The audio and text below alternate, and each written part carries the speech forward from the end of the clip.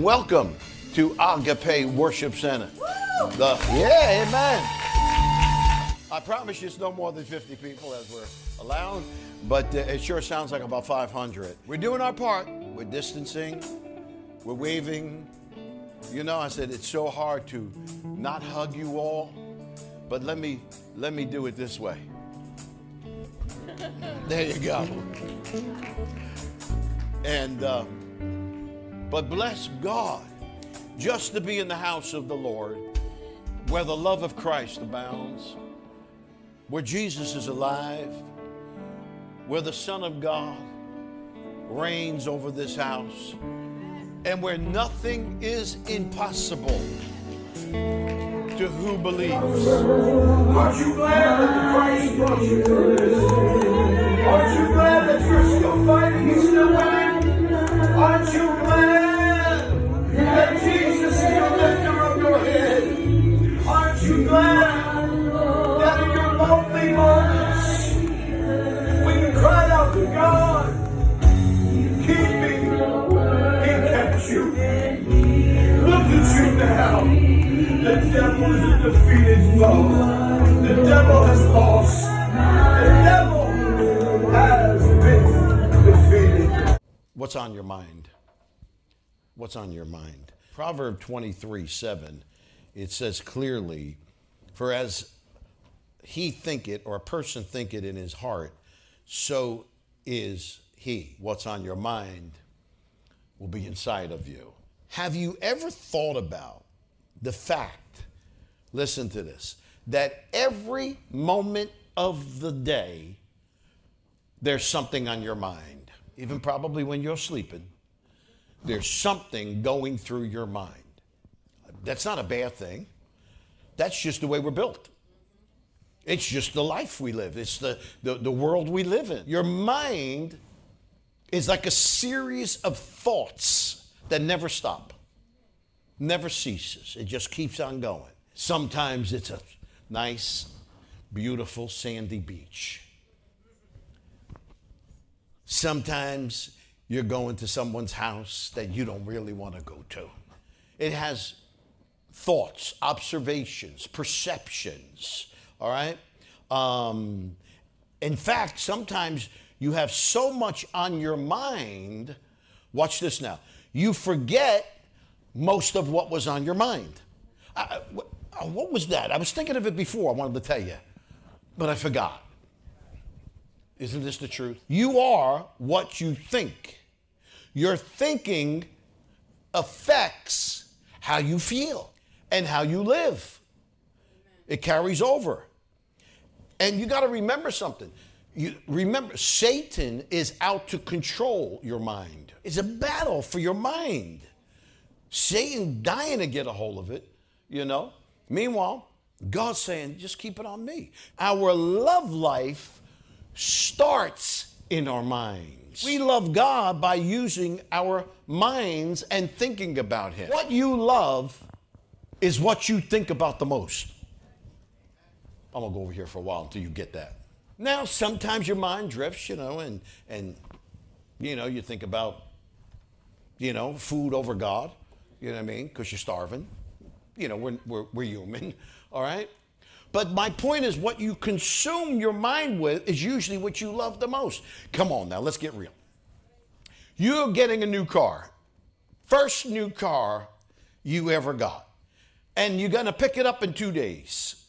Tell me that 48 hours pre-picking up your car, that car was not on your mind. Nothing wrong with that. God knows that. God gave you the new car. You understand? You're excited about it. I'm just expressing a point on how our minds operate. I would like to think during the day you think of your wife, you think of your children, you know, pleasant things, of course. All the time I think of Gavadeals all day. But anyway, our thought life influences every aspect of one's life. All right? Fill it with evil thoughts, you'll become evil. Fill it with love, you'll become loving. And the only way that can be done is through the transforming of your mind. Romans 12. All right? Bottom line is until you get the mind of Christ. That's the answer. Having the mind of Christ. See, because the way we think creates attitude, emotions. Listen to these things. It governs your behavior. It can affect your health. It can affect your health. So if you start thinking about who aggravates you, okay, and who you don't care for, and who you want to tell off, that builds up and builds stress. Come on, you have a disagreement. Haven't seen her in a month. Let me tell you something. Here's how we talk, you know. No, I'll tell you right now, when I run into her, because I'm supposed to see her at this place, and when I get there, let me tell you something, I know exactly what I'm saying to her. You better believe it. And I'm telling you right now, I might even get into her face. You know? Come on now. Don't raise your hand, but we've all been there. You know? We think about what we are exposed to the most. So if the Lord matters to you the most, He will ever be on your mind, and you will be quick with answers. What occupies our mind will eventually express itself in what we do or who we become. We spend so much money, okay, and thought on what we eat, what we feed our children, and even our pets, okay, nothing wrong with that. Doesn't it make sense we should be concerned about what enters our minds? The law of exposure is like the law of gravity. What do I mean by that? I'll break it down for you, all right? Throw a glass up in the air and let it hit the concrete. That's the law of gravity. It's going to come down and it's going to break. We know that, right? All right. So the same with the law of exposure.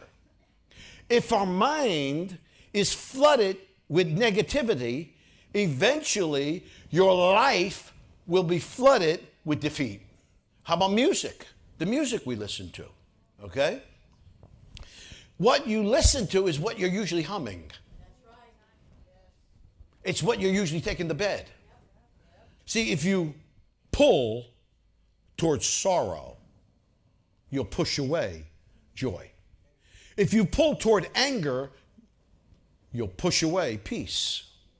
If you pull toward hatred, you'll push away love. We as humans have the power to select what we're going to allow in our mind.